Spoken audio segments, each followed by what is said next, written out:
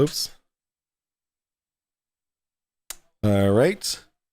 I eagerly await your participation. I'm very excited to talk to you. Send me a link. Yo, let's go. All right, we got it. We nabbed one, ladies and gentlemen.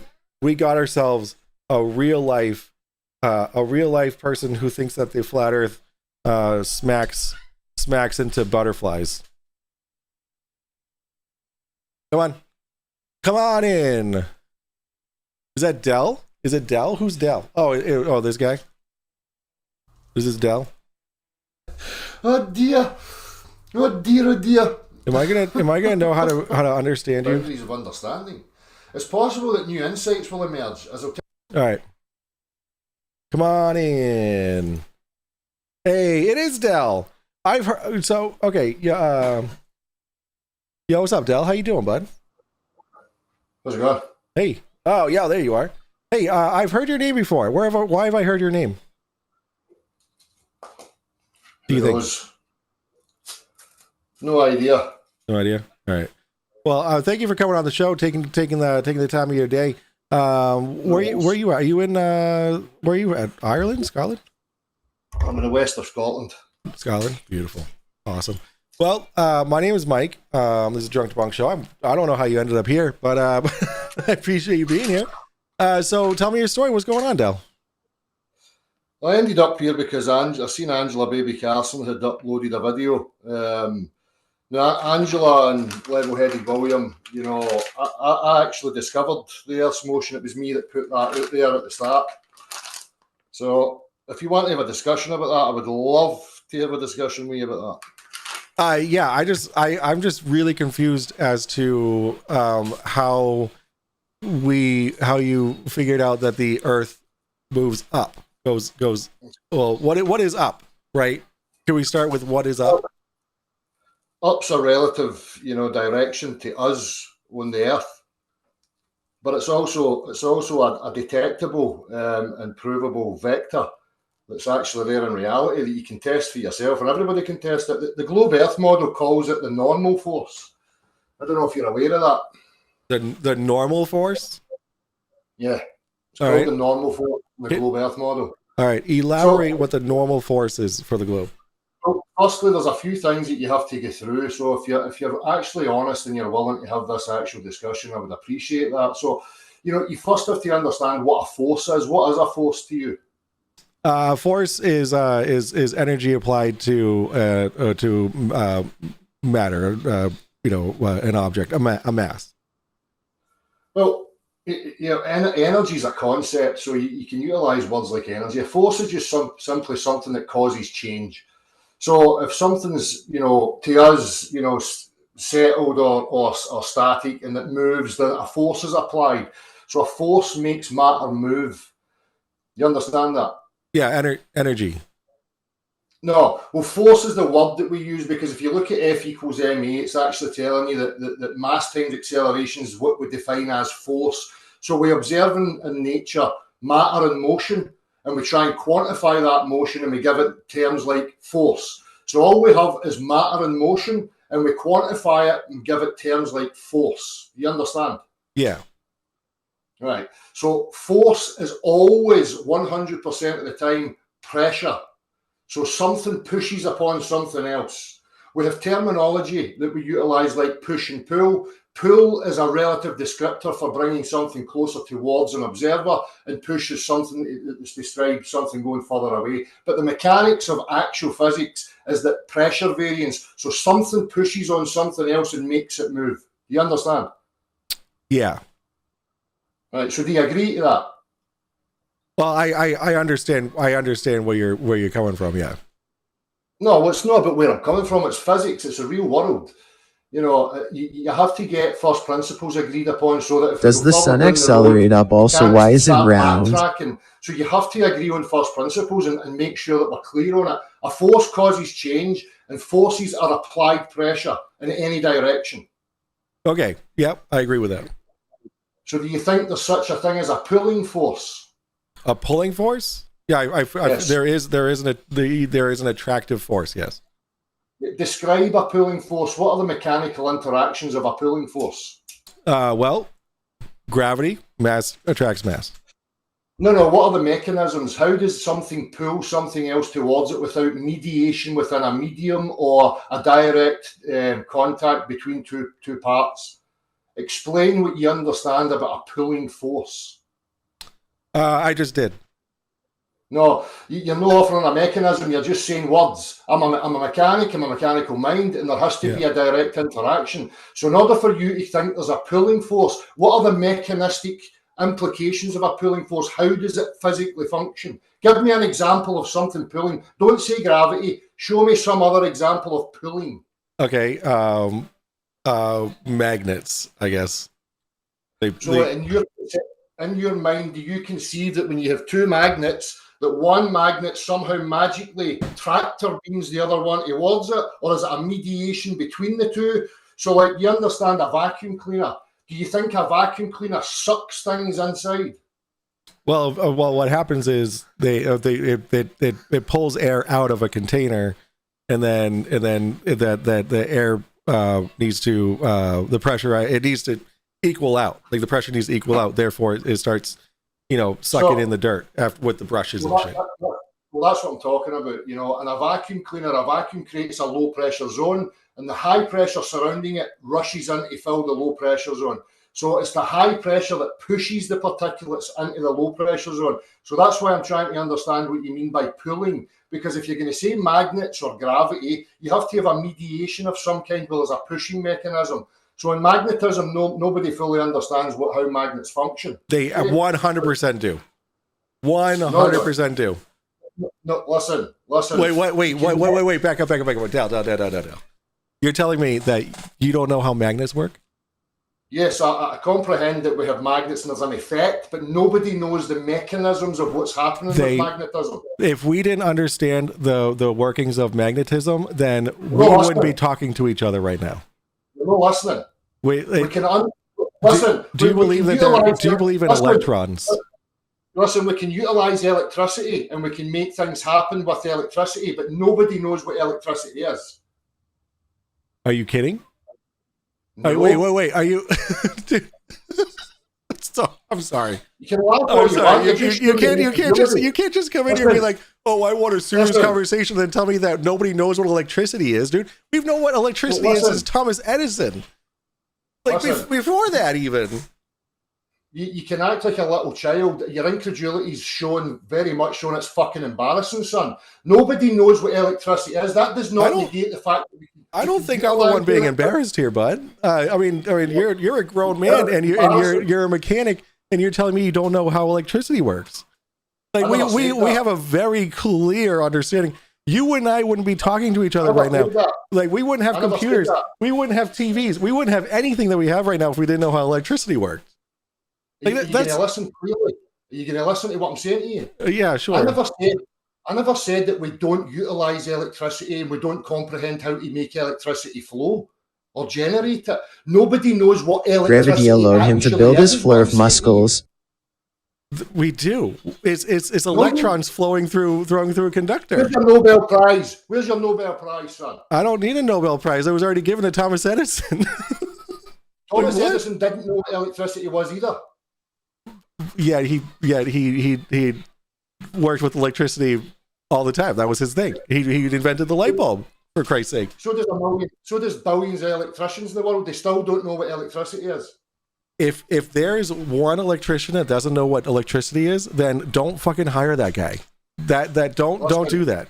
That is a horrible idea. This is why I say you sit there with Dunning-Kruger, because you don't have a fucking clue what you're talking about.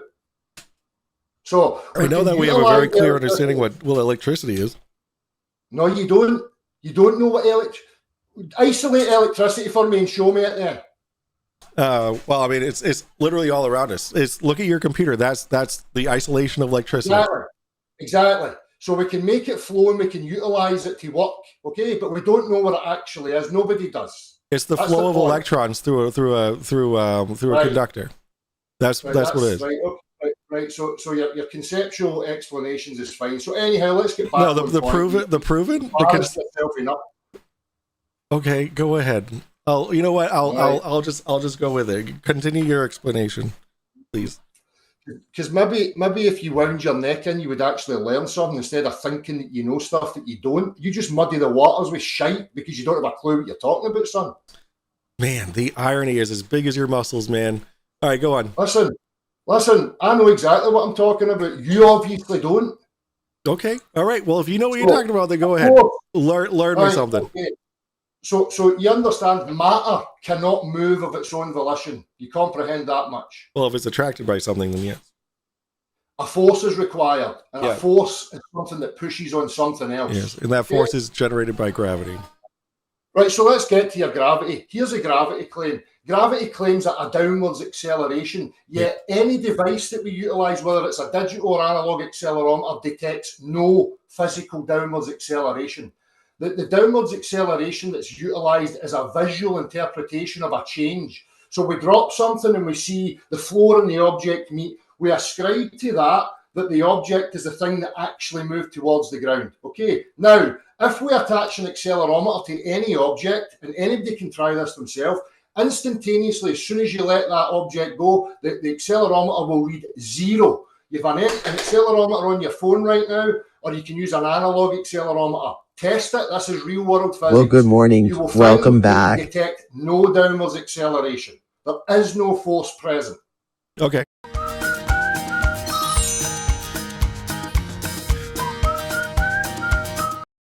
What about the observable acceleration when you throw a ball up in the air and it stops at its peak and then it gradually starts speeding up? Is that acceleration, or is that just what do you call that? It's a relative interpretation, a visual interpretation, not a mechanical, physical measure. Holy moly. So there's a change that happens when I let an object go. We can all observe a change, that being that the object and the floor meet each other. Okay, nobody denies that.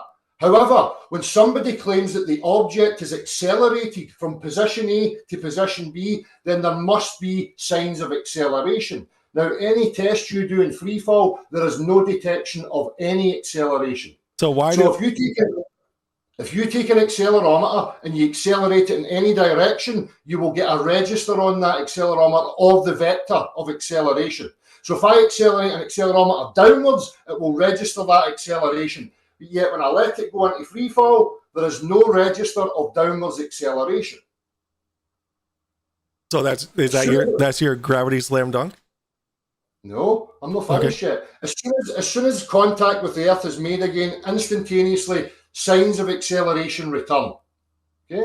So here's the problem. When people claim gravity, they're claiming, so you showed Williams little examples and you made the claim that gravity accelerates everything towards the Earth at the same rate. Yeah. Now that's a claim that you have to justify in physics terms. There is no force known to man that can accelerate all forms of matter simultaneously without a displacement occurring. Okay? You also made the statement that when the ping pong ball and the spring compress to the middle, you said everything accelerates at the same rate. Well, if that's the case, the bottle, the water, the air, the ping pong ball and the spring should all stay where they are and all accelerate to the ground. But that's not what happens. Right, because planetary gears in a transmission prove the globe. That makes as much sense as Dell's shite. Because what? Sorry, I have a text to speech thing with the super chats. It was very distracting. Hold on, I lost my train of thought. I've been up for 26 hours. So yeah, because there's the forces acting on each individual object goes into its neutral state. So that it gives the not illusion, but it's just. I wish I had a more articulate way of saying it, but I don't have a physics degree, and neither do you. But we come to very different conclusions on what this means, that when things are in free fall, they go into their neutral state. So like with the wood falling with the stone, right? It's very obvious what's happening there. There's the stone's weight when it's at rest is pushing down on the spring, but when it's all falling, it is all falling at the same rate, at the same acceleration, and the spring is no longer being pressed down by the heavy rock, so it goes into its neutral state and pushes the rock up. But you're contradicting yourself. How? If the whole apparatus and every aspect of the apparatus is all accelerating down at the same rate, why does the spring all of a sudden have the ability to overcome the force of the rock where it was in the first place? Because it's then relatively weightless. How? I thought it was all accelerating at the same rate. It is. Well, how can the rock become weightless if it's staying in the same position? So it should stay in the same. If your claim is that when I release it, everything accelerates at the same rate, there should be no change. So have you ever heard of the vomit rocket, right? Or the vomit rocket, or what is it called? The Parabella airplane that goes up and down that simulates the lack of gravity. Uh-huh. Yeah. So let's invoke that. All right. So is the Earth coming up to meet that plane, and that's what's causing them to float in the air, or what's your mechanism on that? The Earth's motion is detectable. Any accelerometer that you hold in your hand right now will show you a vector in that direction. It's a fact. It's because it's calibrated on the Earth. An accelerometer is designed to measure the acceleration of an object that is connected to, that is attached to. Like, that's what an accelerometer does. That's what it's made to do. It's not made to. It's not going to. In that direction. Yeah, because that's the opposite direction of gravity. No, see, here's the problem. Look at buoyancy, right? So when you showed William's video and you laughed because of your incredulity, what William was demonstrating is that when a force is applied, air moves the direction of the force, okay? So when I have a vessel sitting here on the ground and I have air rising, that's because the force direction's that way. You want to believe that gravity's acting that way while buoyancy's acting against it. That's preposterous and defies all physics. Okay, so you understand that the formula for buoyancy requires little g, right? Do you know what the little g is? Formulas mean diddly squat, and I can just invert. You know that formulas are required for making predictions that are made literally every day. I am so happy to see not only Americans are stupid. In maritime engineering, it is like buoyancy is well understood. Okay, the formula is required in order to make Google Pixel 9a with Admin. Now you can take the photo and be in the photo. Everything I touch turn gold, let the spot nice.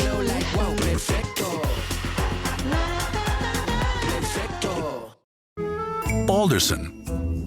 Over 140 years of Canadian craftsmanship. Like engineer things that we use on a daily basis. So what all you have to do is, you don't change the formula. The only thing you change in the formula is the vector. Instead of the vector being that way, you change it that way. And it's why? The same. It's not, because if you're changing it that way, then what's the acceleration rate? The acceleration of gravity is 9.8 meters per second squared. That's the acceleration rate. So you're saying it's 9.8 meters per second squared up? So if I throw something up, it starts out slow and then speeds up? I don't think you understand what you're saying. Well, I know fine well what I'm saying, son. I know fine well what I'm saying. And the thing is that you're contradicting yourself. Listen. I can back every single thing I'm saying with practical physical reality. You have no physics to back your reality. You want to believe in a force that acts in a direction with an opposing buoyancy to that force. That's no physics, son. That's no physics. Buoyancy always goes the direction of force 100% of the time, not against the force. Okay. So if I accelerate a vessel with a buoyant object in it, the buoyant object goes the direction of the force. You want to believe that buoyancy is going against the force. That's nonsense. No, that's how it works. That's literally how. Okay, helium has less mass than air, right? Listen, so that's why it goes up. Air has less mass, is less dense than water. Right. So therefore, an object filled with air is going to rise on water. Like my son is learning this on Miss Rachel right now when he's 3 years old. Like he has a better understanding of what buoyancy is than you, Del. So you can't just say that, oh, because things are being pushed up, it's that means that there's no gravity. The acceleration rate of gravity is very well understood. It is one of the most studied fields in science, and it is used in satellites to see what's underneath the ground, so that we know where to dig for oil and lithium and all that kind of stuff. That was a lovely emotional diatribe of verbal diarrhea and gallop. Thank you very much. So all the things I said aren't real. However, right. So for somebody to make the statement that you can have a buoyant effect opposing a force must demonstrate their reasoning. So here's the challenge for you, son. Demonstrate an acceleration with an opposition buoyancy going against the direction of acceleration. I challenge you to demonstrate that. That's just buoyancy. That's putting a ball of water. I don't know. I don't have any water or anything. It's putting something less dense on top of something that's more dense. Here, boom. I got something on my table. This is less dense than the table, so therefore it's just going to sit on top. You're just wandering into nonsense here to try and save face because your ego's taking an absolute doing, son. Listen to what I'm saying to you. You make the claim that there's a force can act in a particular vector and you can have an buoyant effect opposing that vector. That's no physics. That's fantasy globe nonsense. So the challenge is go into the real world and demonstrate your idiotic notion. It doesn't exist. Okay, well, it's demonstrated on a daily basis by everybody else who understands how gravity works in buoyancy. My son understands, and he's 3 years old. This is your mentality. You're an absolute low-life clown, son. Thank you. It was roasting time, so I appreciate that. That was a really good one. You just exposed yourself for how utterly inept you are. I love the projection. It's making me so happy. I have some questions for you. I have some questions for you from chat. I'll make demonstrations with your words and show how utterly insane you are.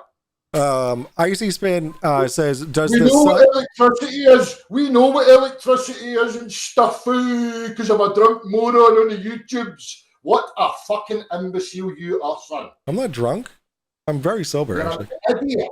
You don't have a clue. You're sitting here chastising people when you're the dumbest clown in the fucking room. Oh, you mean that? Yes. So I have a question for you. This is Icy Spin says, "Does the sun accelerate up also, and why is it round?" Why is he shut a circle? Derp. What a fucking bunch of spastics. That was a very, very good answer. Where's the reasoning? Where's the ability to discuss with manners and respect and gentlemanly conduct? With rationale backed by your statements? You don't have anything like that. You're just an utter clown, and so's your little followers. Total and utter moron. At Canadian Tire, we're here for moments with Dad. From weekend projects to after-school fixes, our trusted tools make the perfect gift for the dads who do it all. We do call ourselves a zoo crew, so I do really appreciate that. Tyson Dog says, "What force is tugging on a rope? Is that a push or a pull force?" Pass this intelligence on to your children because it's fucking child abuse. You are demented. I have two of my children right here, actually. What force? You shouldn't be teaching them shite that you don't have a clue about because you're passing on nonsense. You've got incredulity. You've got Dunning-Kruger, and you think you're fucking smart and rational. Then a rational man sits in front of you, and you just lose your shit. You're really good at roasting. I love it. What force is tugging on a rope? Is that a push or a pull force? Oh, it's called kinetic, right? You need friction. Grease up a rope and see how much pulling you can do. The fact is that you need pressure that you convert in the opposite direction. Del, I am a computer. Trust me. You are stupid. Push mechanism. You're going to slide off. Grease your rope up and see what happens. All right. Another question. Gravity allowed him to build his flurf muscles. Oh, that's more of a statement. All right. Well, that's another 30 seconds. The intelligence is incredible here. All right. $2 for Monkey Cat. Pat, thank you so much, Monkey Cat, for those $2. And planetary gears in a transmission prove the globe. Prove me wrong. Sorry? Planetary gears in a transmission prove the globe. Planetary gears in a transmission prove the globe. Yeah. Oh, I see. I missed a line. That makes as much sense as Dell's shite. Thank you, Evil Producer, for $4.99. That's another 1 minute on the clock. Let's see. Then we have the vomit comment. Very articulate, very rational, very logical responses here.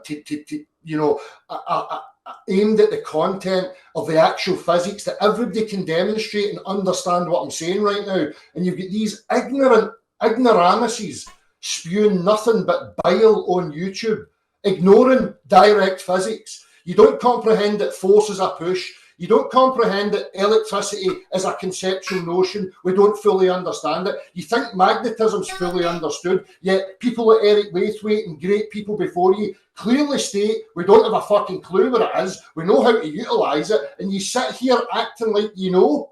Yeah. It's insane. Yeah, we know. We understand how electrons and No, you do. It's a concept. It's conceptual. It's not actual, son. Yeah, it's proven. Let's see. Whatever. I gotta go back. Frick. I lost all. Oh, wait, no, I didn't. Okay. I'm so happy to see not only Americans are stupid. Thank you, Jack Fetter, for $2. Then Jack Fetter for $2 says, Dell, I am a computer. Trust me, you are stupid. So that is 1 minute on the clock. Thank you. My mind's blown. All right. My mind's blown. So let's try to have a rational discussion if you're capable. Yeah, I mean, I was because you were saying stuff, and then I was rebuting it, and then you took that as some kind of an attack against you, which was hilarious. See, the problem is that objective reality is singular. It's not up for debate. So any claim that anybody makes, we should go into reality, and there should be direct mechanisms of demonstration to show the claims. The problem that you have is you cannot do that. I can. None of your followers can do that. I can. So you're go ahead. You're sitting there laughing at real world physics, thinking that you're smart. Then okay, do it. Can you do it right now, or do you? I've done it. Okay. Is there a specific video you'd like me to watch? Look. You think there's downwards acceleration. So why is there no detection of physical downwards acceleration? There 100% is. Where? Are you familiar with gravimeters?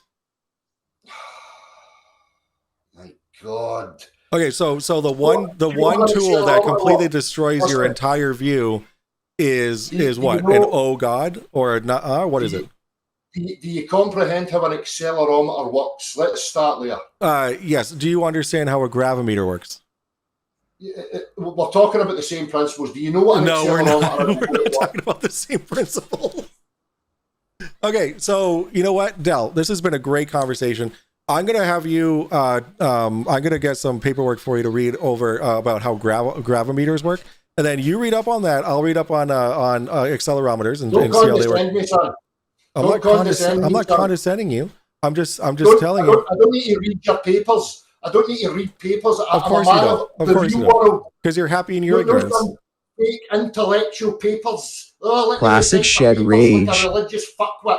Go to reality and be direct in reality and display your claims. I actually, that's literally what I'm doing. I'm actually, I'm gaining funds for me to go and do globe activism. I have a tent at my local fair, big city fair. Hundreds of thousands of people show up to this thing. And actually I have a tent where I'm going to have experiments. I'm going to have a gravimeter. I'm going to have there's a Gemini. Can you look at my resume? This spider? these complicated instructions? Sure, just add it and we'll talk. That's a cool sweater. Here are a few ways to dress it up. Bloating, discomfort, Activia might help with that. Plus, it supports your digestive health. Has a billion active probiotics and nutrients for you every day. It starts inside Activia. A thing that shows the rotation of the Earth and the orbit and all that kind of stuff that my son was just playing with. And I'm going to have a whole bunch of science experiments. Kids are going to be able to come up and play and experience buoyancy and we're going to have a Sea Star S50 with a solar Is it a circus? Is it a circus you're going to attend? So, and then it's going to have a solar filter on it, so people can come up and use and see the sunspots in real time. It's actually going to be super cool, and that's what we're doing. We're actually gaining funding to help with that. Yeah. Smash and good and spread your nonsense. That's the stuff. Yeah, no, we're directly battling. Oh, that reminds me. How the sun set on Fee? Oh yeah. Okay. So wait, did you answer the? Okay. Hold on. Eva Producer for 199 says a classic shed rage. That is a nice shed, by the way. I am actually rather jealous of that shed. That looks really nice. 30 seconds added. Then we got that reminds me, how the fuck the sun set on flat Earth. Thank you, RC Spin. Another 30 seconds. See, I stupidly thought that I would maybe get some sort of rational, intelligent conversation. But again, YouTube's just filled with utter fucking cretins that don't have a clue, don't know how to be reasonable, don't know how to back up their logic or their rationale, just statements and reading nonsense for super chatting. I mean, embarrass for yourself, son. I'm streaming. I'm entertaining my community. Well, it would be entertaining to actually have a real discussion, rather than just keeping this dichotomy of us against them. Because, as I say, reality is singular. It's not about a debate. It's objective. It's singular. There is no two possibilities. There only is one. So if you're going to apply logic and reason to your statements, you have to have a process that can demonstrate your reasoning, demonstrate your logic, and it's backed by practical reference. So, I would encourage that sort of progress rather than this fucking mindless nonsense. Because I don't want my kids growing up with this fucking shite, because it's just dysfunctional. Do you homeschool your kids? It's none of your business. Okay, all right. Yep, you're right. You're completely right.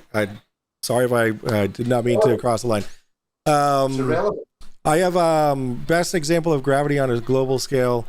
How do tides work? So these are respectful questions. Like, I'm not like this. It's like this is a legitimate question. Like, how do tides work? Let me get back to the very beginning of this, right? Thanks for describing yourself, Del. Of physical downwards acceleration, yet all accelerometers detect no such downwards acceleration. Massive problem and requires to be addressed. Do they detect when an accelerometer is sitting on the table or the floor or whatever? Is it detecting an upward acceleration? Yes. Okay, can you show me that? Go and get an accelerometer. You can have it in your phone right now. You can set an analog accelerometer on your table. You can let a helium balloon go. Which direction does the helium go? It's less dense than the air gradients, than the air pressure gradients at where we are. But so it goes higher until it reaches a gradient where it's equilibrium. What's pushing the helium balloon upwards? The air pressure around it. What's pushing the air upwards? Nothing. Nothing. So, because it's all just. So the air magically decides to push a helium balloon upwards, but not in any other direction. That's How right. so? That's right, because the air molecules are being held to the ground by gravity, or pressure gradients. Because it gets less. The pressure gets less and less as you go higher up. We know that, right? We can like the air pressure is lower. Is higher at the bottom of Mount Everest, but much lower at the top of Mount Everest. We understand that, right? Yes. Okay, yes. So that air pressure gradient is because of. That's right, gravity. So Sorry. Again, I was asking, how does the air push the helium balloon Measurements of upwards? flatness or faux cloud. Because the air is more dense around the helium, so the helium is less dense. Okay, so it's going to push the helium balloon up. Sorry. If I've got a helium balloon here, the pressure around the helium balloon here at this level is the same all around it. Why does it go up the way? Because it's still less dense than the air above it. That's like a flat earth, stationary earther saying nonsense. Density and buoyancy, they're just as daft as the globe earthers. I'm asking you again, what is it about the air that makes the balloon go that direction? Because the air is being pulled down around it. Oh, so the air's being pulled this direction, but helium goes opposed to the force? Yes, because if you understood what buoyancy is that you claim you do, then you would understand that's how buoyancy works. Like if I have a little ball and I'm filled with air and I pull it underwater. Nothing brings the family together like Black Diamond, Canada's #1 most trusted cheddar cheese brand. Mark's This Is Big event is on now. Until June 11th, save up to 60% on a wide selection of styles, including great gift items just in time for Father's Day. This Is Big event on now at Mark's and marks.com.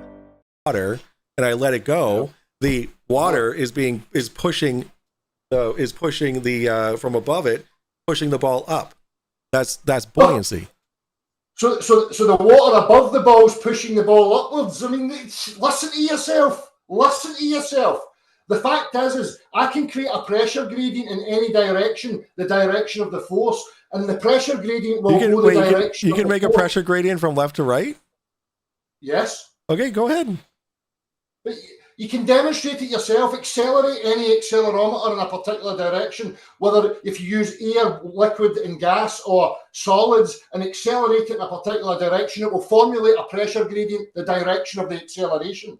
You now are claiming that there's an acceleration opposed to the force, which is not physics, and you're scrambling to try and answer. Listen, again, you've been asked a question and you don't have a clue. The reason I'm asking the pressure around the balloon is not the same. Push the direction that it's pushing the helium balloon. That's why there's a gradient like that. Okay, you don't get an opposite. Your claim is the force is that way with an opposite of a gradient. When you accelerate a vessel with a gradient in it, the gradient goes the direction of the acceleration, not the opposite.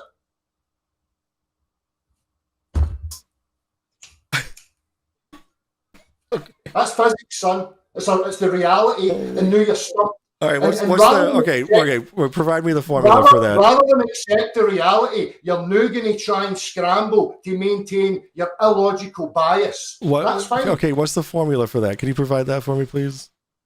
Don't try and jump to something else to try and discredit what I'm saying. Right? Listen, I'm just asking for the math that describes it. Describes what you're saying. I'm not a mathematician. I'm a mechanical mind. Okay. So you have no place in saying any of this stuff, because all you need math to be able to describe what you're saying in order to be able to predict things. Sorry. Did reality precede maths, or did math precede reality? So we use math to describe reality. That's fine. So it's a descriptor. It does not define reality. But we develop this math to then be able to make predictions, engineer, and be able to create the world that we've created. Your equation, the equation that you're talking about is just this, is a change in vector. Nothing changes about your equations. That's no discussion. The discussion is surrounding the claims of the physicality. Now, again, helium moves the direction that the air is being pushed. Okay, so like a stationary flat earther says the same nonsense, and they're asked by globers and it stumps them. Why up and down? Why is there direction to things? You're claiming that there's a vector acting down towards the earth with an inversion of a pressure gradient opposite to real world physics, and you don't have any answers for it. Are you saying that the pressure is higher when you go up? No. Okay, so that's not backwards. So the air pressure is at what, 14.7 psi at sea level? say I take an analog accelerometer and I apply a force and I accelerate it. See if I accelerate it in that direction, the most pressure's here and the least pressure is furthest away. That's the gradient. You are saying that when you accelerate that way, you've got the least pressure here and the most pressure here. That's no physics. That's an inversion of physics. You can demonstrate. You know what I'm saying is correct.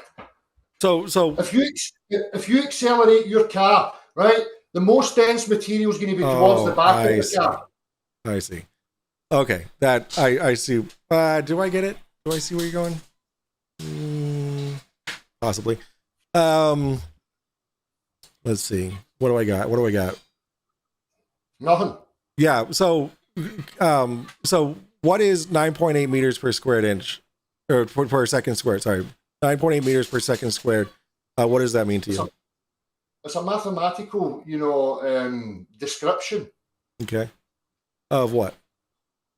Of a change. Of what? Between 2 points. So the ground and an object that's dropped, there's a relationship change. That means that there's a gap that goes, and there's a meeting of the two objects, and there's a formula to say that the object accelerates towards the ground at 9.8 meters per second, because that's the rate of change. Thank you, Del. Thank you, Del. You just proved gravity. You said that the object is being accelerated towards the ground at 9.8 meters per second squared. You just said that. Rewind. They ascribe it to the object, which is the point in contention. They are claiming the object is physically accelerating from point A to point B with no detectable signs of any physical acceleration. Oh, right. I was going to get an accelerometer. Hold on.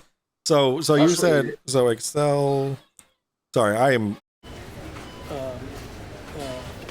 We deliver? Oh. I am surprised that I am able to speak right now. All right, accelerometer. Let's install this bad boy. Just type it into your Google and say, does an accelerometer register 0 in freefall? And it'll tell you yes. I just got one on my phone. All right, let's see. Good. So, what I'm going to do, I'm moving my phone up and down. It's clearly seeing a change, right? It's moving. Right. Okay, now I'm gonna rest it down. So you're saying that that the accelerometer will be sensing an upward acceleration. It's called the normal force in your globe model. Okay, so it's actually not seeing any change in acceleration. Drop the phone, put it in free fall. Put it in free fall? Well, yeah. Okay. All right, let's see. All right, and okay, it definitely had some. Oh wait, no, it didn't really do much. Hold on. It goes to 0. Oh yeah, look at that. No, it goes to negative 15-ish. The green, the Y, the Y axis went to. So what we're seeing there is a claim of an acceleration with no detectable signs of acceleration. But what? So wait. But you told me that if you put an accelerometer on a table on a flat surface, that it would detect the acceleration of the Earth going up. Yep. It's called the normal force in the globe Earth model. It is not detecting anything. It is zeroed out. On the table? Yeah. It's not detecting 9.8 meters per second? That is correct. No, something's wrong with your phone, mate. So I'm sure all your other globe Earth proponents in the chat will be correcting you that it's a fact that when you drop the phone, it will register 0. While it's stationary on the table, it will detect 9.8 meters per second. Well, why would it do that? Why would it detect? So that's what So Del, I'm going to blow your freaking mind. Okay. There are different tools for different jobs and different measurements. Did you know that? So an accelerometer isn't designed to detect gravity. Did you know that? Do you know what is designed to detect gravity? That's right, the gravimeter. I have a question from the great Dave McKeegan. Ask Del, if there is no gravity and is all the Earth accelerating, why do submarines use gravity gradiometers to avoid undersea mountains that they can't see. Oh my God! Ask Dave McKeegan to demonstrate. Oh, he's done it. FTFE's done it. FTFE. I mean, he worked in a nuclear submarine. Tell Dave I want to work with him. Tell Dave I'll have a discussion with him. Tell him. Tell what? Dave, any globe earther out there, get in contact with me. You're all running shite scared to have this discussion. So get in contact with me and let's have the discussion and see how you go on. Let's see. The accelerometer will not detect falling after it stops accelerating because it is not accelerating anymore. It's called terminal velocity. There you go. Maybe you should do a poll to see if we agree with Dell on the accelerometer. Yeah, sure. All right. I'll do that. Start a poll. Dell's accelerometer. Did I spell that right? I'm going to teach you how an accelerometer works, right? Because accelerometers work because when you have different components, when a force is applied, there is no force known to man that can accelerate all states of matter simultaneously. You would require the force to be able to apply varying amounts of force simultaneously to all various states of matter, which doesn't exist in reality. So we depend upon the very fact that that's how it functions. When a force is present, you will get a displacement between materials. That's how we detect acceleration. So when we drop something in free fall, there is no detectable force at play. This is why the globe Earth model have changed, and Einstein stepped in to say it's not an actual force, it's a warping and bending of space-time where matter's follow on a geodesic path, right? So there's an acceleration without any signs of acceleration, but it's really there. So there's a real problem with the globe Earth model. And this is why these Dave McKeegans don't want to entertain this discussion, because I have real world physics on my side. They just have rhetoric. They just have word salad that doesn't have anything backed by empiricism, right? Other than a special pleading of one vector and making assertions about what's happening without the ability to qualify what they're actually stating. Because in order for you to qualify your claims, you have to be able to demonstrate it in various forms in actual reality, rather than just cherry picking your bias for your religious narrative. And Dave and these people know fine well that's the case, which is why they don't want to entertain this discussion. So I'm going to put it out there. I challenge any globe earther. I don't care what you think your credentials are. I dare you to have the discussion with me about it. Okay. Perfect. Behind every Olympic organic yogurt is a happy grass-fed cow. Olympic Organic, where a little care makes a lot of good. When your dates are flexible, but a house with a pool is... Well, what time like the present? Let's see. Tyson Dog says, ask Dell if I zero a scale at 100 grams with something that weighs 100 grams, then take it off and then put it back on. Will it read 100 grams or 0 grams? Wow. If you've cleared the scale to register 0, it's going to register 0 when you put it back on it. What's that got to do with anything? No, I wasn't really paying attention. Tim Under says, ask Dell if he's better educated than a person that worked in nuclear and biological physics. This is an appeal to credentials fallacy that these morons continually use to try and demean somebody's position, which is very obvious and very simple. It's the mind of an infantile retard. All right. Well, I'm going to head to work. Oh, yeah, sorry. Rubik's, enjoy your day at work. That's very fun. Yeah, Dave, if you want to hop in, dude, hop in. Anybody hop in. Dave, hop in, Dave. That's what you do, son. No, this would be content for the ages. Oh yeah. Dave's not getting anything.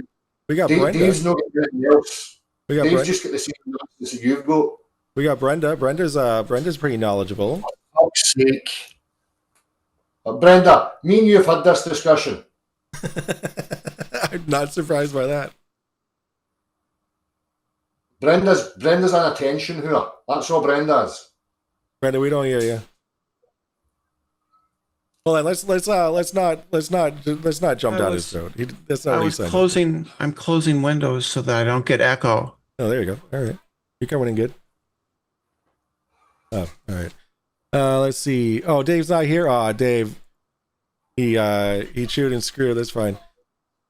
Why do flirts always... Oh, I don't know. Okay, let's see. It's not every day we By get the way, a hotel. let me just make a clear point here. The Earth's demonstrably no flat, right? The Earth has an orientation.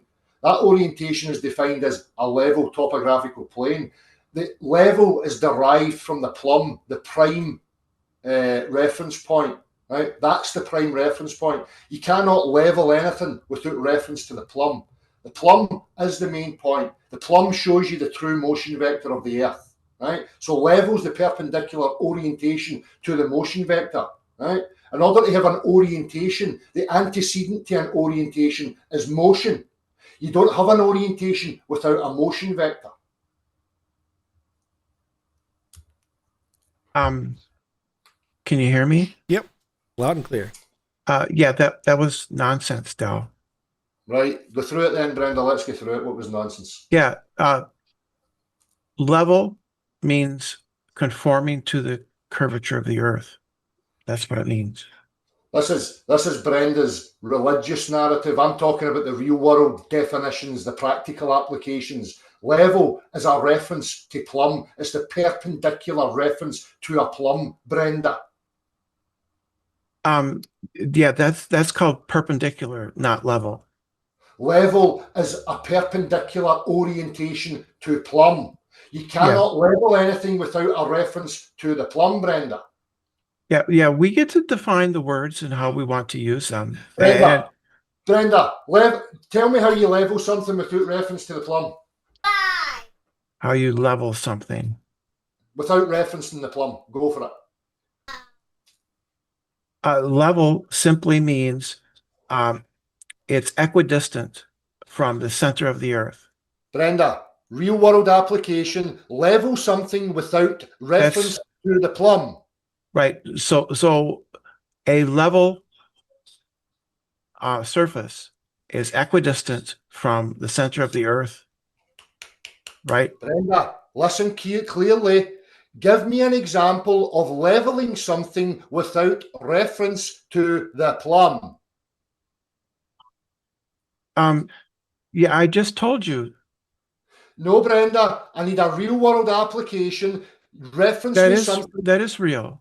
That is real. Give me, how do I level something without a reference to a plumb?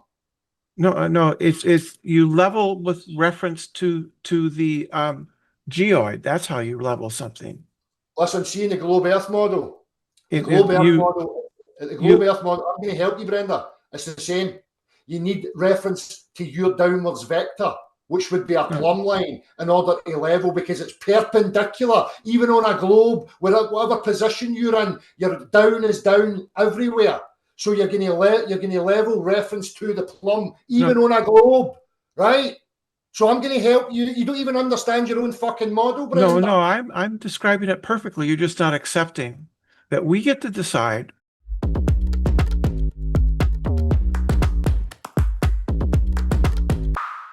What the words mean. Right. We do. Right, Brenda. Right, Rather than learning, Brenda, and conceding that you don't have a clue, you're going to sit there acting smarmy and smart, and you don't have a clue what you're talking about. So we have. I don't ever do that. No, Brendan doesn't do that. Level surface. I'm actually sharing my screen here. Level surface, a surface which is everywhere perpendicular to the direction of gravity. Which is a plumb. Which is a plumb. Right. Right. Everywhere perpendicular to the direction of gravity. And then we have definition of level entry 3 of 3. Having no part higher than another, conforming to the curvature of liquid parts of the Earth's surface. Mm-hmm. So it's just saying it's level is the same altitude or altitude across the surface of the Earth. Referenced from, you just said it and you don't comprehend it, from gravity, because in your model, wherever you are on the surface of the Earth, you've got a plumb line pointing straight towards the center, and you level in reference to that point of reference, which is the plumb. Are all plumb lines parallel with each other, Dal? Every single structural engineer in the world dictates that all plumbs are parallels in every given case. Then why is it when we measure them, they actually aren't parallel? Where's your measure then, Brenda? Yeah, it's called reverse zenith. It's a reverse zenith. Don't just say stuff, Brenda, right? I told you. Bring me the engineering blueprints where we have non-parallel plumbs and curved level datums. It's on Jesse Kozlowski has done it. You know about it. Brenda, I have never seen an engineering blueprint that does not have a plumb reference with a level perpendicular 90 degrees. I've never seen an engineer blueprint with non-parallel plumbs on it, Brenda. It's just your globe cherry-picking rhetoric. No. I'm not talking about blueprints. I'm talking about real-world measurements where plumb reverse. Brenda, blueprints are real-world measurements. They're how we build and construct in the real world, Brenda. No, I'm talking about real-world measurements where reverse zenith measurement shows that the two plumb lines are not parallel because the angles between them add up to be greater than 180 degrees. That would be relevant in engineering blueprints, Brenda, which I have never, ever seen. All engineering blueprints show every single time that plumb lines are parallels. They depend upon it. What's the area that a blueprint usually consists of? Well, it can be anything. You can span whatever a bridge is being built. I guarantee you that even if it's 10 miles, 10 kilometers, whatever you like, I guarantee the blueprints are going to have parallel plumbs as the main reference point with a level datum. So a guarantee is one thing. Can you show us? Look, this is your incredulity. Go and speak to the engineer. I'm okay. If like this is me just asking you for you to provide your guarantee. Like you're guaranteeing it. I want to see it. Rather than sit there, this is your responsibility now. Rather than why is it my? Don't put. It's not on me. You're the one making the claim. Well, you're the one that's incredulous to reality and how it functions. So I suggest that you educate That's not how yourself. this works. That's not how this works, though. Well, I'm telling you, every single engineering blueprint, that's how it functions. Okay. You're saying it's not. So that's your burden. You're the one that has the burden because you're saying it's not. That's the fact. So, the fact is that every structural engineer in the world utilizes parallel plumbs with a level reference to those parallel plumbs. All right. Are you familiar with what a positive claim is? Yes. Okay. You understand that you're making the positive claim. Yeah. Yes. Okay. So the positive claim is the party that provides the evidence. So I just want to make sure that we're on the same page here. So what you want me to give you an education on engineering? Is that what you want? Yeah, I mean if that's what needs to happen. Yeah. Well, that's what you. Let's do that in private, and I'll educate you then. Yeah, sounds good. We'll set it up. Brilliant. Beautiful. All right. Fantastic. All right, Brenda, you got anything?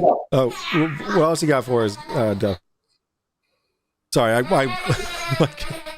Well, I'm not the one that's sitting here denying real-world practical physics. It's you guys that are denying real-world practical physics, and I'm asking you to justify your claims. So far, I've had nothing but gish gallop, appeal to consensus, appeal to authority, any number of illogical aspect of reasoning. For cheese made with 100% Canadian dairy, look for the Blue Cow logo on Black Diamond, Cracker Barrel, and cheese strings.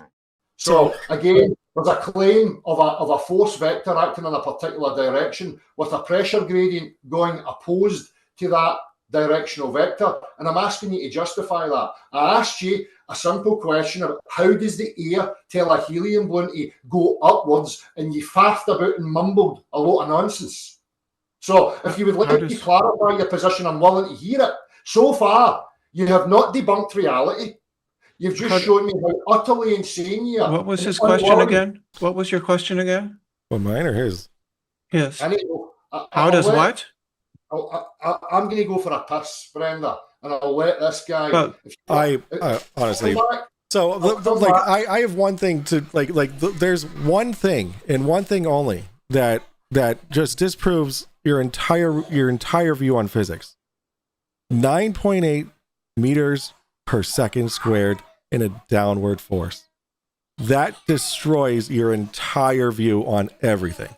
and that is a well-known, relied on formula that tells Del, us in your understanding of the world, hold on. the bottom of Everest is accelerating at a different rate to the top. How does that work? Interesting. All right, sorry. I need to go my text to speech. I'll be back in a minute. All right, you're gonna think it over. Good Lord, Brenda, holy shit. Good morning. Good morning. How are you? How'd you sleep? I slept well. I'm sure you did, Brenda. It was rather interesting. I'm sorry I got upset with Issa last night. Oh no, I don't even. I wasn't even. I was tuning out at that point, and which I kind of am still now. It was all good. I'm sorry. Go ahead. So you're tuned. I don't know. I've come across this, which is that when I try to, people don't seem to want to accept certain things, and then they want to just play these kind of word games and stuff. But the fact is that we're allowed to say things and to define our terms. Sorry. And whether it's containment or whether it's gravity, we get to define our terms, and then we test those terms against reality. So if we say that all parallels are all plumb lines are parallel, well, you can say that, and then you have to test that, right? And it doesn't check out, right? But that's the the thing that they have to grasp onto, or else their entire model falls apart. Rick for $2. Sorry, I'm just gonna go over some super chats here. No, you're fine.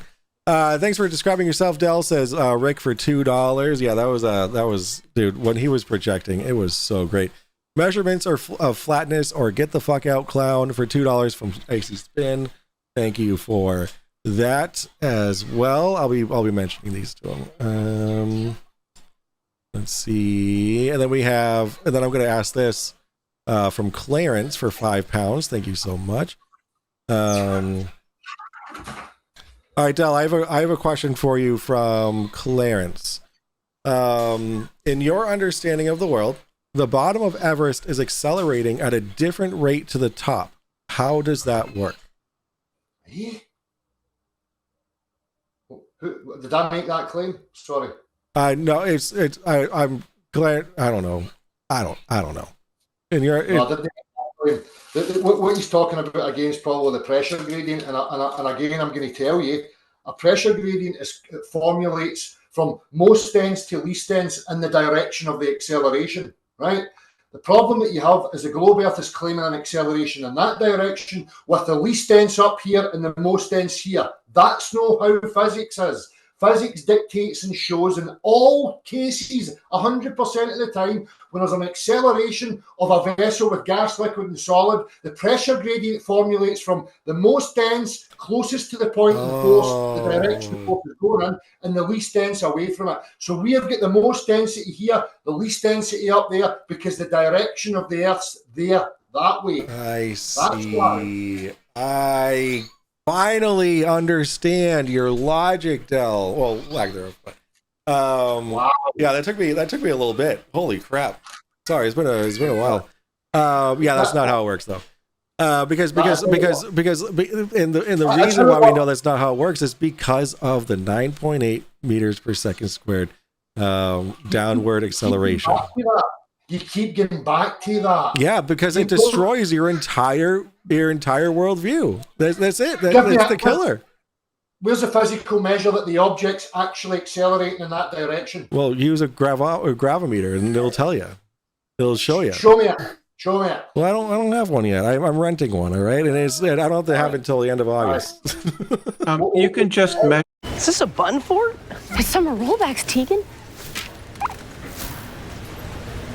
How come the accelerometer doesn't detect that acceleration yet? If I physically accelerate an accelerometer down, listen, if I accelerate an accelerometer down, it detects that acceleration, but yet when I let it go into free fall, and there's a claim of a downwards acceleration, it does not detect it. Because the accelerometer is not the tool to use for that measurement. Plain and simple. An accelerometer is not the tool to use to detect acceleration. Fuck me. Wow. Fucking wow. I know, crazy, right? So why don't you look up? You are crazy, son. You're fucking lost. Why don't you look up? Let me get this right. An accelerometer is not the tool to use to detect an acceleration. Fucking globe earth logic right there. Amazing. Yeah, it is amazing. So how insane do you have to be to make such a statement? An accelerometer is not the tool to use to detect acceleration. Yeah. So right. It's not the tool to use to detect gravitational effect. No. The claim is an acceleration. You've just made the statement. An accelerometer is not the tool to use to detect acceleration. You can say the same thing all you want. You're not going to win this. Like, it's not the right tool. Well, anyone. Reality won long ago, son. Like, I'm not going to use a 12-inch ruler to replace the RAM in my PC. Like, that doesn't make sense. I mean, you could make it work, but you would damage stuff. But I mean, you're just using the wrong tool for the wrong measurement. That's all. That's all it is. Okay. Yeah, because it's an accelerometer, not accelerating when not accelerating. How fucking dumb. All right, thanks. It's accelerating, but it's not accelerating. It's accelerating, but there's no signs of acceleration. Derp. Fuck me. All right. Wow. Talk about blind belief in an utter insane religious narrative, man. You guys are fucking insane. Listen to what you're saying. There's an acceleration where we can't detect the acceleration. You can't use an accelerometer which detects acceleration because there's no acceleration, but there is acceleration and stuff. I mean, listen to what you're saying. It's fucking insane. So you're making it not make sense on purpose. No, you're the one that's making the statements. I'm very clear and very concise. I can back everything I'm saying with practical physics. You cannot. Okay. You're sitting there making outlandish statements about things you don't even have a clue what you're talking about. You've just stated you can't use an accelerometer to detect the acceleration. All right. Let's say I have a handful of marbles. Okay. Mm-hmm. And I throw them all up in the air.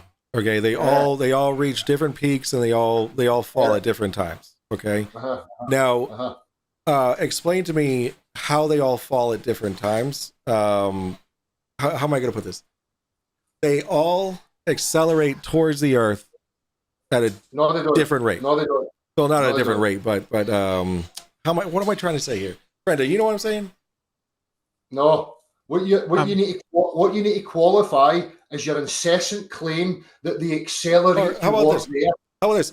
How about you drop a brick and then drop another brick, and then so wouldn't they both be accelerating towards the Earth at the exact same rate at the exact same time? Remember your statement about the claim having the burden, right? You consistently keep claiming that there's a downwards acceleration. I am telling you and showing you there is no detection of any physical downwards acceleration. There's a visual interpretation of a change, which is then ascribed to be the object as the thing that accelerates towards the Earth. Now, what I'm saying to you is there is no detectable way for you to prove that stance, right? Because any accelerometer that you use in free fall will detect no downwards acceleration. I don't know if I can make that any clearer for you. All right. Go ahead, Brendan. The accelerometer measures the relative difference in speed between like say the MEMS device, which is the accelerometer, and the housing of the phone. And since everything is falling at the same speed, there's no difference in speed. No, there's a claim. Yes. There's the claim. There's the special pleading that there's a force that can accelerate all states of matter simultaneously. Yes, you're right. That's gravity. Yeah. That's the definition of gravity. It's a universal force that acts on everything that has mass in the universe, right? That's what gravity is. It's a universal force. This is your special pleading, Brenda, because in any other example, in any other vector, including downwards, I can use acceleration and detect it. Your special pleading that there's an acceleration without the detection of acceleration. You just explained how an accelerometer works, which is what I explained 10, 15 minutes ago. It's a hypothesis. It's a hypothesis. Based on observation. Cook like a Bosch with ovens featuring air fry for crispy results every time from Bosch. Nobody likes to be told what to do, except when someone says, "Hey, eat a Reese's." Of what? In the case of gravity, it really came from Galileo's experiments on an inclined plane in which he measured the acceleration due to gravity of objects rolling down an inclined plane. He timed them, and he measured that at all inclinations of the plane, the acceleration was the same.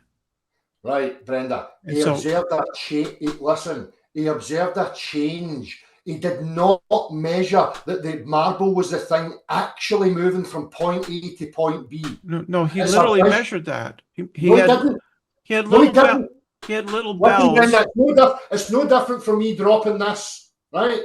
Visually, I can observe a change because there's a meeting of the floor and the object. Now, I can ascribe through my bias that it's the object that physically accelerated towards the Earth, okay? However, when I try to detect if the object actually moved from there down the way in a downwards vector, there is no detection of a vector acting in that direction. Yeah, we actually measure it. Where? Right, but by timing it. And that's what Galileo did. He had little bells on these very large inclined planes, and he timed, and the rolling ball would ding the little bells, and he timed this. And by that, he could measure the rate of change of speed, that's acceleration, of the little marbles or whatever he used. I don't know if he used marbles or not. Wait, hold on. We got Dave McKeegan in. He measured a change. He in did speed. Not. He measured a change, a relationship between the object released and the bottom of the slope. He did not detect whether it was the object actually moving in a particular vector. Well, it's relative to us. We are in a stationary reference frame, and so relative to us, the marbles do accelerate. Dave McKeegan is in the Zoom waiting room. Relativity issue. Yes. Stay right there.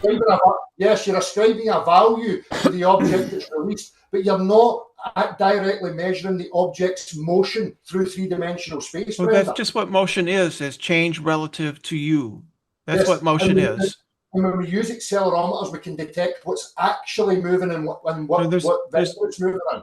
Yeah, there's no such thing as absolute motion. All motion is relative to some other object. If you put an accelerometer and there's actual motion, the accelerometer will detect that motion. There's no such thing as absolute motion. Motion is ascribe an accelerometer to a piece of matter and accelerate it will detect that acceleration. All motion is relative. So no, it's not, Brendan. That's just you're borrowing from relative nonsense. There's actual motion in reality, Brenda. No, there isn't. Yes, there is. What's buoyancy then, Brenda? Is buoyancy an apparent motion? No, buoyancy is a force created by is gravity. Buoyancy a true motion, Brenda? There's no such thing as a true motion. Right, okay, Brenda. Motion is relative. So no accelerometers detect any sort of true motion then? Correct. They detect acceleration and speed, the speed of the container. There's no such thing as true. There's no such thing as true motion. Even this is Galileo's Galilean relativity. Galileo showed that motion is relative. It wasn't even Newton. It was Galileo who introduced the idea of Galilean relativity. And Dave McKeegan is here. Maybe he can put it differently or in a better way that I can't. Brenda, stand in front of a train and then waffle your fucking relative motion shite. All right, well, let's see what Dave McKeegan has to bring to the table. Let's hear what Dave's got. How's it going, Dave? Del, hello. I can't stop for long because I've got stuff to do. But is the moon a solid object? Del, how fast do you walk? Dave, just get your point, mate. I'm not playing your wee childish flirt games, son. Okay, okay. Let's say 2 mile an hour, 3 mile an hour. Does that seem a reasonable speed that you walk? Dave, how about you just make a valid point? Answer the question, and I'll make the point. Make your point. Right. Okay. I'm going to say you walk at 3 miles an hour. Right. If you're now standing on a train and you walk up the train, are you walking at 3 miles an hour, or are you walking at 103 miles an hour? Relative to the inside of the train, I'm walking at 3 miles per hour. Exactly. Motion is relative. It's mesmerizing. Cleaning that greasy mess with Dawn Platinum. And not even scrubbing. Well, fluff my feathers. It cuts through the slimy stuff better than their old dish soap, removing 99% of grease. That's why only Dawn is trusted to save wildlife. Nothing brings the family together like Black Diamond, Canada's #1 most trusted cheddar cheese brand. Yes. And that's which is what Brenda's just been saying that you've been arguing, no, it's not. Dave, see if I stand in front of the train, is it relative motion when it smashes into me and turns me into fucking mince? Well, that depends. Relative to the Earth, you'll then be moving the speed of the train. Relative to the train, you won't be moving because you'll be stuck to the thing. Will the train impact me? Will the train have true velocity where it actually impacts me, Dave? Yeah, and then you'll then be going at the speed of the train. No, I won't. I'll be flying fucking mince in every direction, Dave. Okay, what's your point? Your point is that you keep trying to borrow from relativistic fucking nonsense theoretical rhetoric, right? We're talking about actual accelerometers that detect actual acceleration. So, Dave, when I drop an accelerometer into freefall, it detects no force, no acceleration in any vector. Correct? I've missed half of this discussion, Del, so you're yelling at me for fucking nothing. I don't know what the hell's going on. I asked you about submarines using gravity. The argument I heard was you saying gravity doesn't exist and that it's the Earth accelerating upwards. I asked you why do submarines use gravity gradiometers to be able to avoid not crashing into undersea mountains, and you just babbled on of, oh, give me some real-world examples. That is a real-world example. Dave, at no point did I come on here and say gravity does not exist. At no point did I say... Okay, so... Oh, well, maybe I missed this then, where Mike's talking about the 9.8 meters per second being gravity going down and you saying, no, it's not, it's the Earth going up. Sorry? Is that not what this entire argument has been about? Mike saying 9.8 meters per second is going down because of gravity, and you saying, no, it's not, it's the Earth going up. Yes. Right. So are you now saying that gravity is real, but the Earth's accelerating up? Gravity is the terminology that's ascribed to a change when we have a relationship between objects in the Earth, things that rest on the Earth. That's what gravity is. It's got nothing to do with the actual mechanisms and physics of what's actually going on. So what are you talking about? Right. You're saying that gravity is not the force of things being pulled towards the Earth. That's correct. Right. And I'm telling you, submarines use instruments that detect the gravitational pull from mountains under the ocean to know that the mountain is there. What Dave, can you explain a pull? What is a pull? Right. What do you mean? What is a pull? Right. Well, gravity. Listen, you're here telling me. Let me clarify, Dave. You're utilising terminology like pull. Now, what are the mechanisms of a pulling force, Dave? A pull is a force towards the source of pulling is going towards the source. Pushing is going away from the source. So are you invoking that pulling is some sort of mediation and a medium between objects, and it's the medium that's being affected in order to cause a flow in the direction of that object? Because in mechanics and actual physics, the mechanistic mechanisms of motion is push, that being something presses upon something else. So when you utilize the word pull, I'm trying to comprehend what you actually mean in mechanistic form. How do you conceptualize a pull? because we can understand relativistic relationship of a pull, that being if I pull something towards me, I'm describing bringing it closer, but the mechanisms of the motion is a pressure. Some pressure has to be applied somewhere in order to bring something towards me. So explain what you mean by pull. Well, if I put a magnet towards something, the magnet pulls the thing towards it. Yeah, but what's your mechanistic conceptual notion of what's going on in that scenario? Does the magnet reach out and grab the other magnet somehow, or is there a mediation between the two of some sort of medium? Like, you know, a vacuum creates a low pressure where the high pressure pushes in particulates in that direction. I mean, I'm trying to understand what you actually mean by pull, Dave. I'm trying to understand what the hell any of this has to do with... You're arguing the toss of gravity is not a force acting towards the center of mass. I'm giving you real world examples that you asked for of this in play, and you're not. You're just deflecting away from it. No, Dave. I'm trying to get into the mechanisms of your claim of a gravimeter. So when you say it detects the pull of a large mountain, what's going on between the gravimeter and the mountain? What is this pull that's happening? We don't actually know. We don't actually know, Del, what the actual mechanism.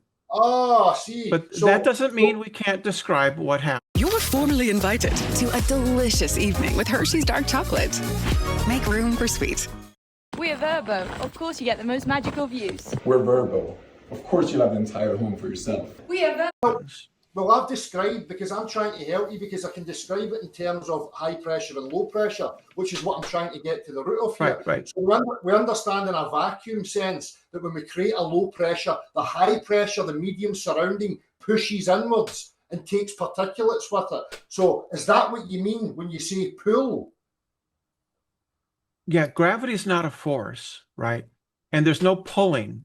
We don't know the mechanism of gravity. We do know the mechanism for other so-called forces, but there actually aren't any forces. What there are interactions. In the case of magnetism, the mediation, the virtual photons that between the two objects are the force carriers, right? So how does that work? I'm trying to comprehend the mechanics of this. So does one object fire out photons that somehow makes another object go towards it? Is that what you're explaining? Yeah, the photons have curl. So do they go out and wrap themselves around the other object? Yeah. So it's like a hook that goes out and hooks over the other side and pushes. It's not a hook. It's not a hook. It's an individual particle. It's a virtual photon, and it interacts with the other object in such a way that it decreases the distance between them. So if I utilize that in like an analog sense, it's like saying if I fire tennis balls at a bigger ball, by firing those tennis balls at that bigger ball, the bigger ball comes towards me. Is that what you're saying? Yeah, they're not particles like that. They're different. They're not the same. Well, explain then, how do they actually function? If it's firing out particles, what are these particles doing to make the other object come towards the bigger object? Yeah, it's not firing particles. What's it doing then, Brenda?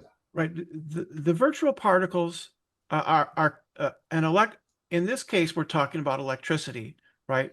And the electrons are and all other matter, they're surrounded by virtual particles that are coming in and out of existence all the time. Right. That's not helping. That's not helping me comprehend the mechanistic concept of what you're trying to describe, Brenda, because again, I'm going to help you in any case of motion, right?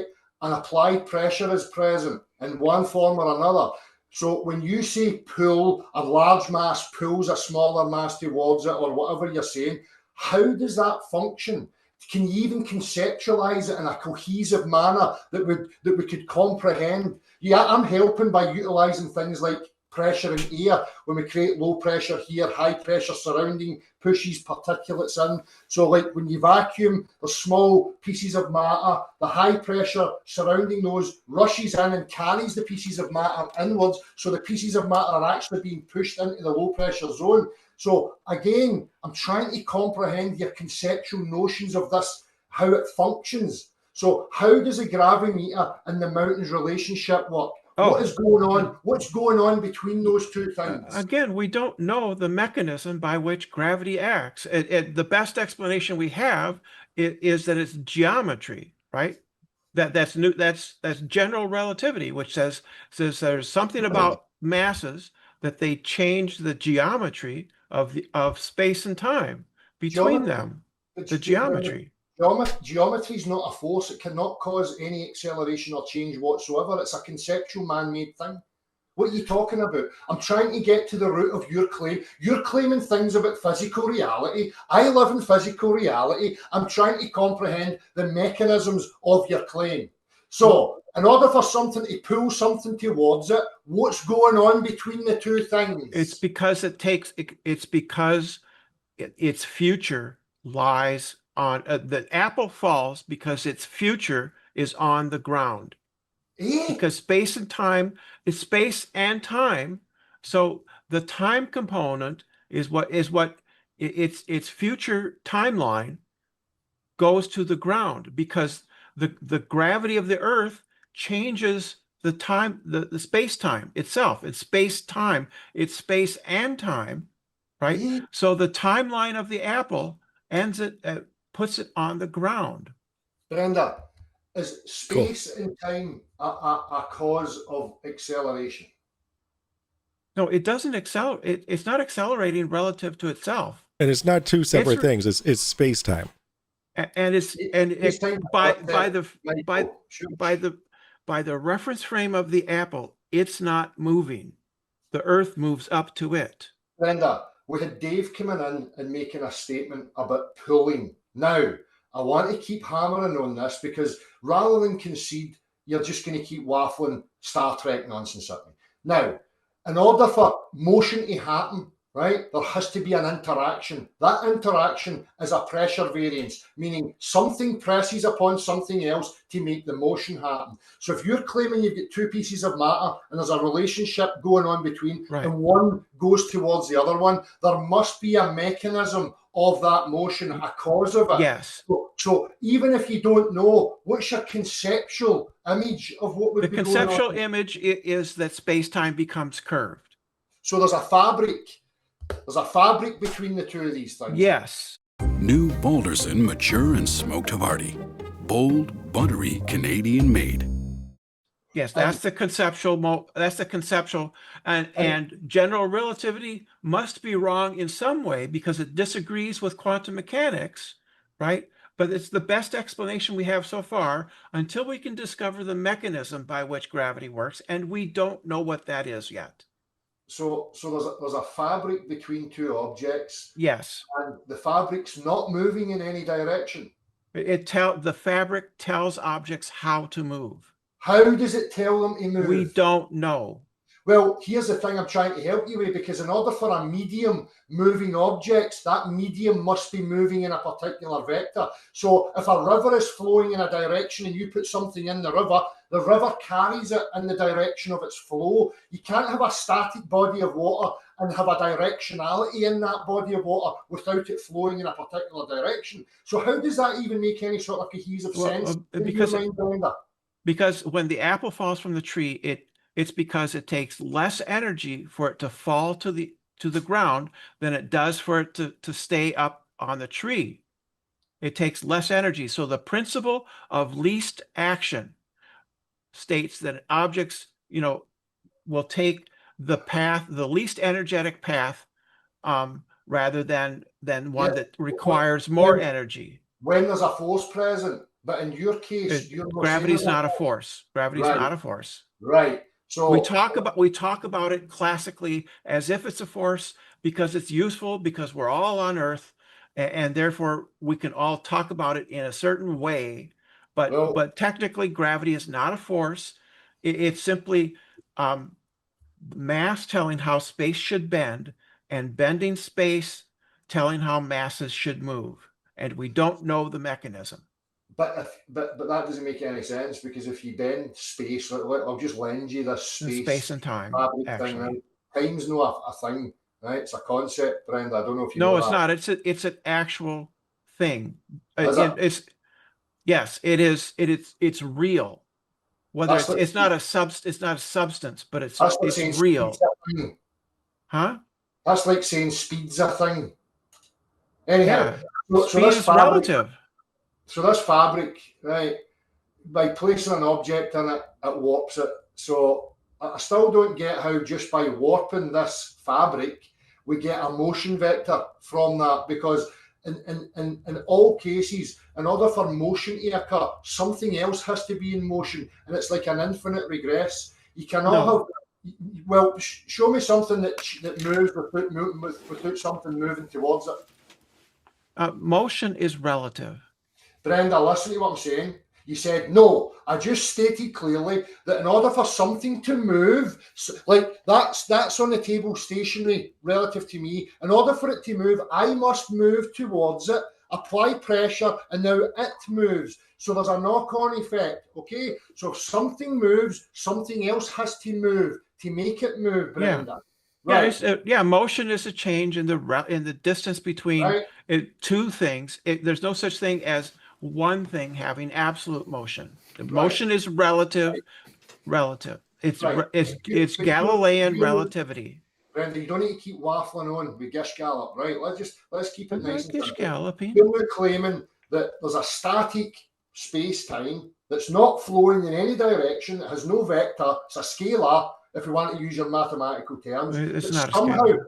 But somehow it causes motion of objects.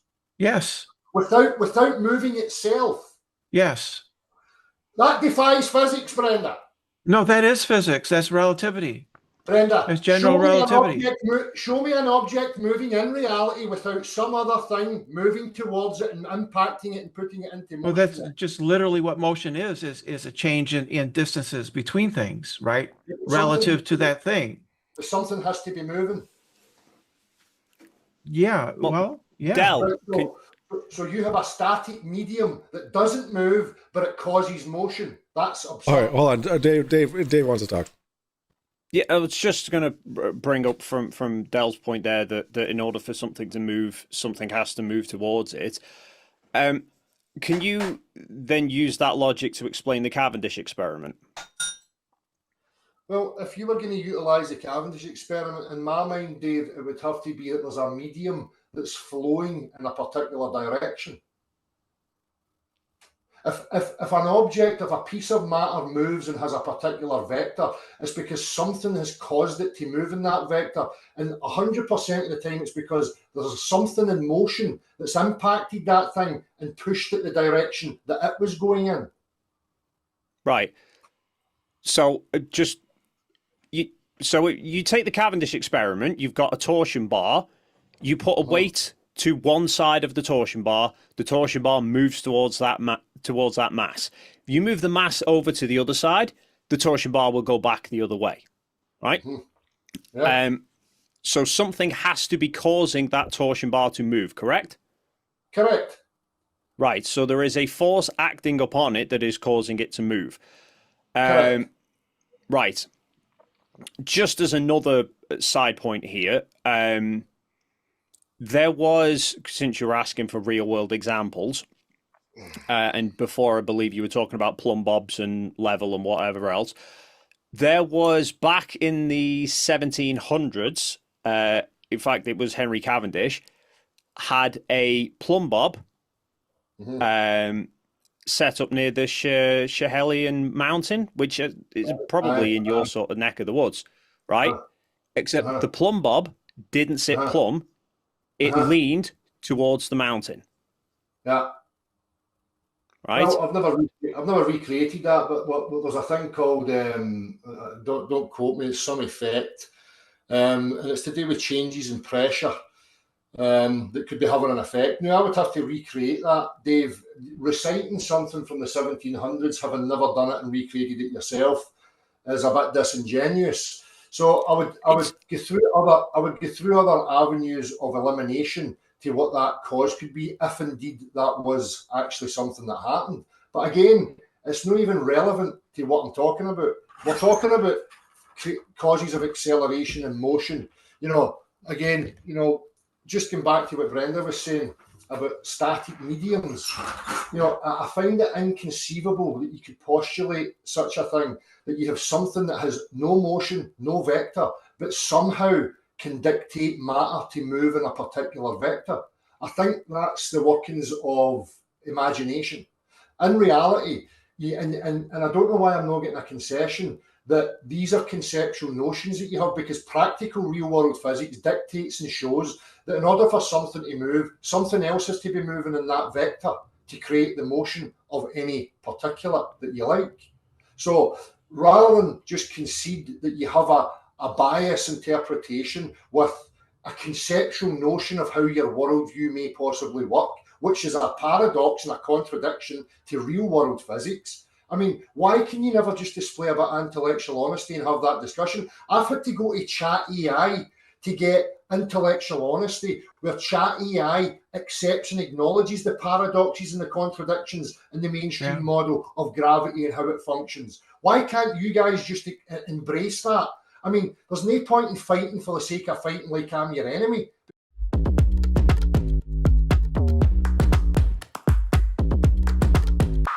Because I'm clearly not your enemy. I comprehend where you're coming from. I've even tried to offer up other ways of thinking about it to conceptualize what your thinking's going on in reality. And that's how you would advance it.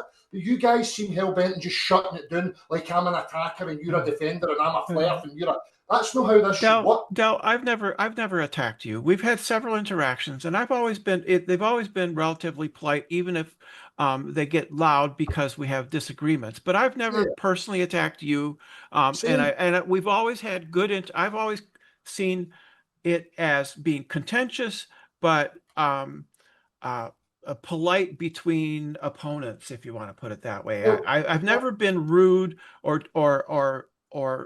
mean to you, right? Well, I'm a passionate guy, and No, I will I understand that. If somebody's been obnoxious to me and condescending or whatever, I'm gonna bite back. But I don't take any satisfaction out of those sort of interactions. I would rather we can just display some intellectual honesty and have the discussion, because that way people benefit from the true reality of us trying to comprehend what's going on here.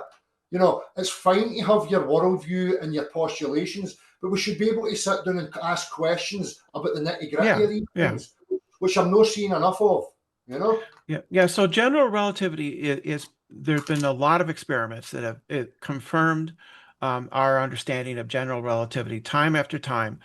Continue even more observations by the James Webb Telescope have all simply confirmed relativity. We see things like Einstein rings and black holes and things. All of these are confirming the predictions made by general relativity. The observations of stars being bent, the path of the star being bent by an intervening mass like the sun, the Eddington experiment, and others since then have simply shown that general relativity is an extremely accurate model of how things work. And we don't have a mechanism, but it works really well. Well, you know, you can have your conceptual notions of visual observations, but sorry, just because my mind goes to the gutter. Michael, were you trying not to laugh when Brenda says she's seen Einstein's ring? I mean, no, I'm reading chat. I'm paying it up. An Einstein ring is when there's a massive.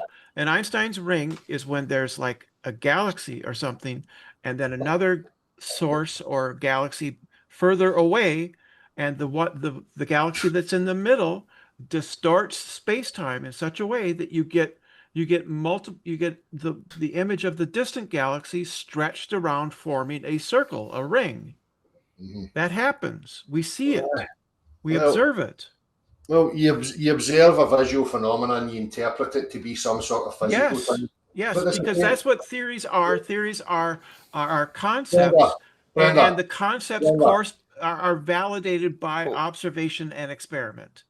But it's a visual observation, Brenda, and it's decoded to suit a presupposed bias. So you start from a presupposition, you then make a visual observation that you decipher and interpret to make it fit that presupposition. It's not a direct interaction of a physicality. This is what science is. Science is about theories theories are concepts, and then we test the theories by making observations and experiments. That's what science does. And when a theory can predict, when a theory, yes, it is. When a theory can predict future observations, which general relativity does, you know, we increase our confidence in it, and we are very confident of general relativity, right? Well, Brenda, you know, I would encourage you not to use terminology like we, because it comes off a bit cultish, right? Because, you know, I like to operate on an individual's perspective and what they actually know for themselves, not drawn upon what they think they know. Because a lot of these things are conceptual that you're talking about, Brenda. They're not actual, right? Yeah, just because. But they're concepts that correspond to actual, right? They're concepts that make predictions. General relativity, if you work it out, it says if you do this, you will see, or your instruments will register this other thing, and it happens every time. So we say, therefore, that our theory is validated, right? We have confidence. Still, we know that general relativity must be wrong because it conflicts with quantum mechanics. People are working on solving that problem. It's not solved. We don't have the mechanism, but we do have a theory that accounts for observation. Febreze. When you host, your bathroom can feel like a revolving door. Keep things fresh with Febreze Bathroom. No batteries, no outlets needed. This air freshener fights odors for 45 days. So even after every flush, you know your bathroom smells amazing. Pair with Charmin toilet paper. That's Right. all great. That's fantastic. I mean, yeah, you know, we've wandered away and you went into a diatribe of a certain, you know, your religious bias, Brenda. That's fine. This isn't You know, religion. This is how do that. science works, Del. Well, if we want to get into actual science, Brenda, and the subdivisions of science and what they actually are, we could categorise yours. It certainly is not, you know, based in the natural sciences, where we have access three-dimensionally to practical reality, where we can actually access things in a physical manner. It's a deciphering of a purely visual phenomena. That's just the same as me looking at converging train tracks in the distance and making assertions about parallel lines converging, because I'm visually seeing that. We know fine well the difference between the visual world and the physical world. The visual world is not the actual world, Brenda. The visual world is not the actual world? Well, do you think the world is how it appears, how it actually is to you, Brenda? Do you think parallel lines are converging into the distance? No, of course not. Right. So there's a geometry to vision. The apparent world, the visual world, is way different to the actual world. That's why engineers directly measure things and have orthographic projections. They don't have perspective projections, Brenda. Because sure they do. No, they don't, because things. How can an engineer design something through a perspective view, Brenda? Right. Smaller and smaller and smaller into the distance. So there's a formula that I can use to predict how much smaller something will appear to me given its distance from me. Brenda, you're just fighting for the sake of fighting. No, I'm not. It's a simple thing that I've just stated. The visual world is not the actual world, Brenda. Yes, but I have theories that can account for that. Go ahead, Dave. I can't add anymore. I need to be making a move, but I want to put one last thing forward, Del, because I'm not trying to be hostile here, Del, but you are being rather hypocritical, because you're talking about engineers and real world examples for all of this stuff. I've given you real world example of engineers having to use gravity and the concept of mass attracting mass so that submarines don't crash into the ground. That's not a visual world because they can't fucking see. That is that is real world practical examples of gravity. And you just say it's No, don't put words in my mouth, Dave. What I tried to do is go through a process of your comprehension of the physicality of these devices and what's actually going on at a mechanical level. You were incapable of having that conversation, Dave. So don't put words into my mouth like I dismissed it. I tried to engage with you about the mechanisms of what's actually going on with these instruments between one object and the instrument. You had no response to that, Dave. It's mass attracting mass. You were just arguing the pedantics of what's a pull, because I'd use the terminology pull. We'll go with attract instead then, shall we? Like a magnet and a magnet. Or do we want to go into the freaking pedantics of how do magnets work? This is real world. Del, I'm not bothered about how it works. This is it's being created based on mass attracting mass, and it works. Show me the mechanics of the device and what's actually going on at a mechanical level, Dave. I'm not going into it all now, Del. I haven't got freaking a load of time. I've given you the example. You're telling me, right? You were telling us that there's no gravity, that it's not gravity, it's the Earth accelerating up, right? I'm telling you they've used that same concept of gravity, not in an up-down vector, but in all directions, where the gravitational attraction of an undersea mountain is having an impact on this specifically designed piece of equipment in a submarine.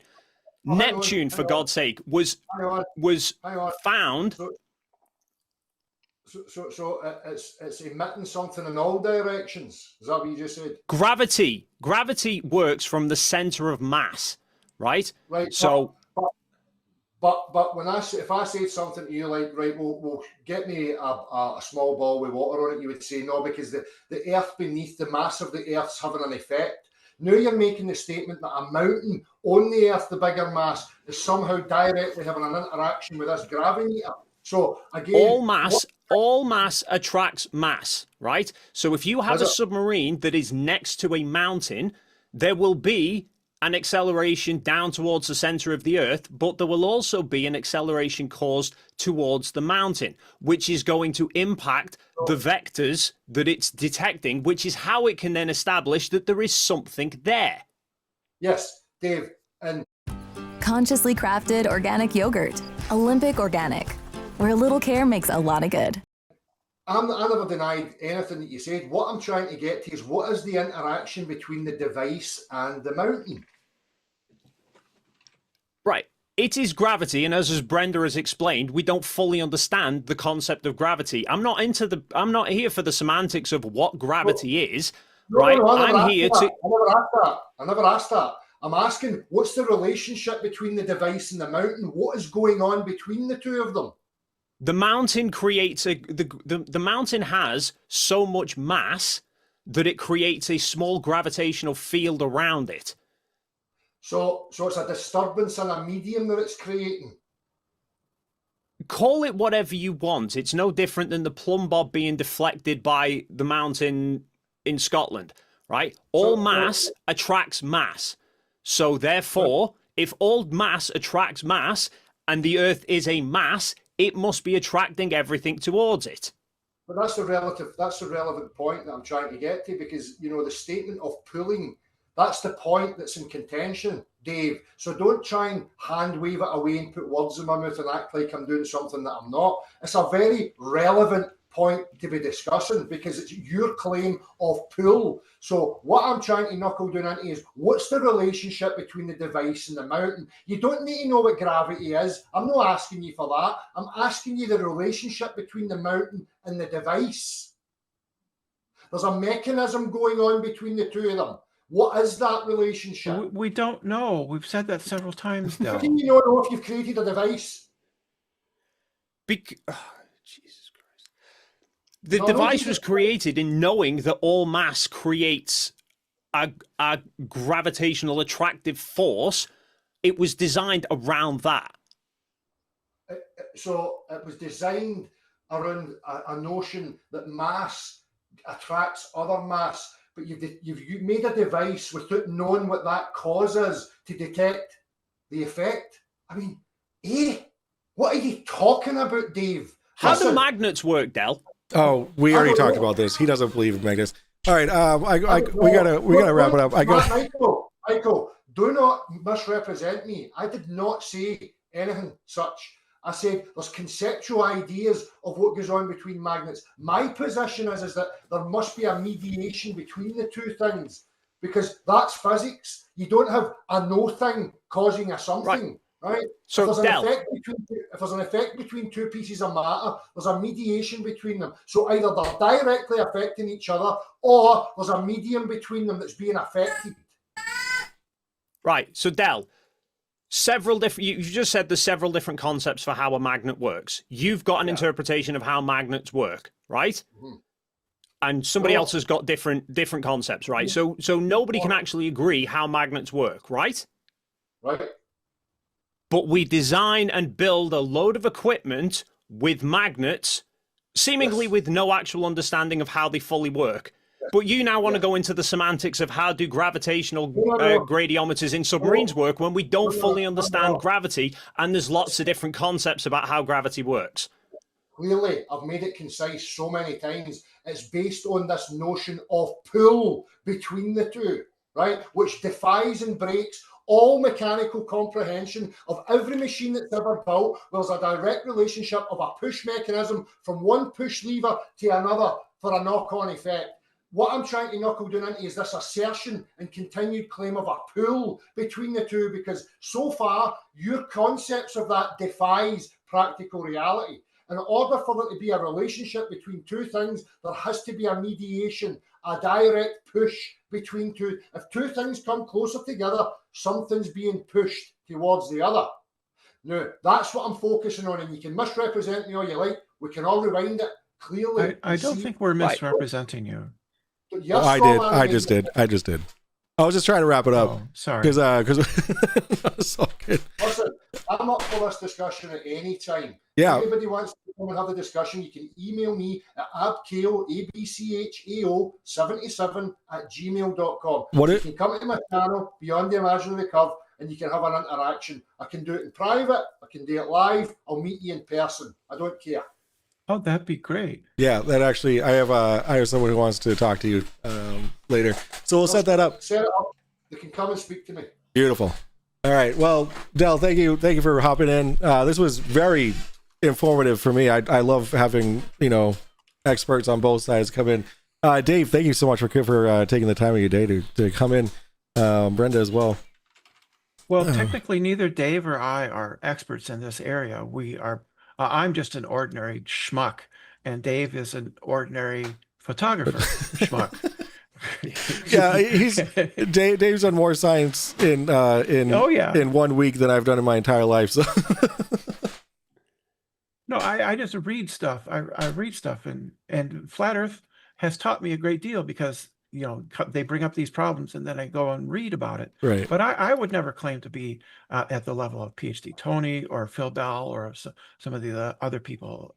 Maybe they could explain it better to them. I don't know if they could explain it better to Del. Anyways, I mean, Phil Bell or PhD Tony, anybody, we can have that discussion anytime. I'm open to that. That would be great. Yes. Yes, it certainly would. It certainly would. Awesome. All right, guys, I'm gonna end it here. Thank you all for joining in, and keep in touch, guys. Keep in touch.